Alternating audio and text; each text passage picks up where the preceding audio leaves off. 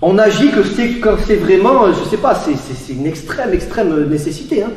Je sais pas, vous avez vu un mec dans la rue, il a poignardé 3 personnes, ça y est, ça vient à lui. Il va trancher. Une saisie, c'est à peu près gérable, à peu près. Hein. Ça dépend de beaucoup de choses. Un coup de poing, ça devient compliqué. Si on ne le voit pas venir, ça part. Sur vous ou sur lui. Un bâton, compliqué. Tu prends un mauvais coup de bâton là où il ne faut pas, tu peux y rester. Ça c'est une saloperie, ça. C'est ce qui me fait le plus peur en self-défense. Même plus que les armes à feu. Ça veut pas dire que les armes à feu, c'est pas dangereux. Ce que je vous dis, c'est ça me plaît pas. C'est pas forcément Rambo qui vous en veut. Hein. C'est par rapport à la taille du couteau. Ça peut être une toute petite lame qu'on ne voit pas et pas que ça tranche. Ça, c'est une saloperie parce que ça va de partout. Et ça se voit pas. Ça se voit pas. Donc ça, c'est vraiment une saloperie. Bon. Donc, il ne faut pas rêver. Si quelqu'un menace direct à la gorge. Voilà, et vous êtes là. Le premier conseil que je vous donne, n'intervenez pas.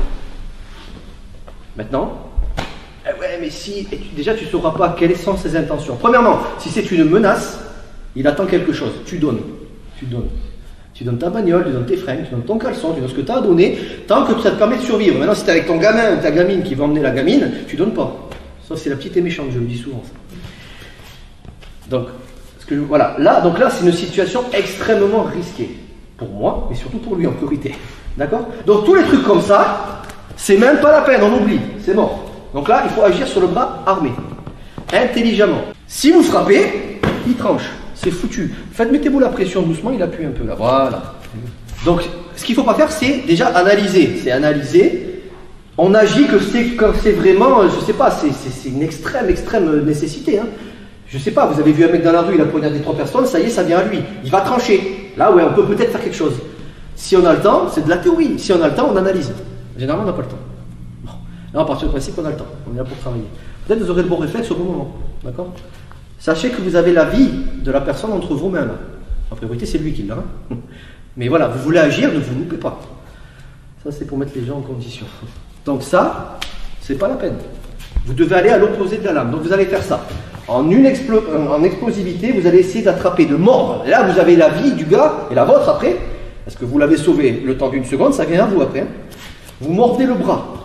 Vous éloignez la lame et vous la voinez. Frappe en haut, frappe en bas, frappe en haut, frappe en bas. Non-stop. Là, je vous parle bien de non-stop. Jusqu'à ce qu'il lâche l'arme ou qu'il s'écroule. Il n'y a pas de je change de main, je fais des clés que dalle. Tu frappes. C'est un conseil. Là, on parle de survie extrême. Hein. On le fait, si vous pouvez, vous tapez en même temps. Vous n'avez qu'une chance. Là, ok, lui, il a le temps de prendre la fuite. Ou il peut m'aider s'il veut.